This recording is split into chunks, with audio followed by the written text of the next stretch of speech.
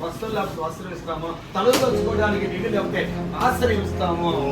ఆ వ్యక్తి అంటే ఆపత్కాలం ముందు యెహోవా వారిని రక్షిస్తాడు. తర్వాత నాకు తప్పించడమే కాదండి, యెహోవా వారిని కాపాడి బ్రతికించును. భూమి మీద వాడు దండుడగును. అమ్మా అమ్మా,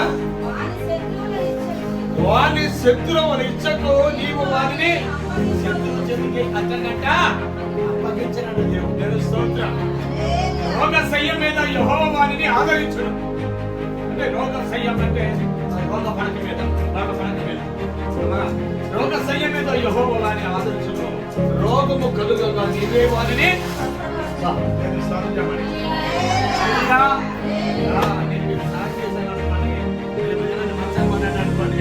మంచాన పడిన నన్ను ఏం చేశాడు దేవుడు?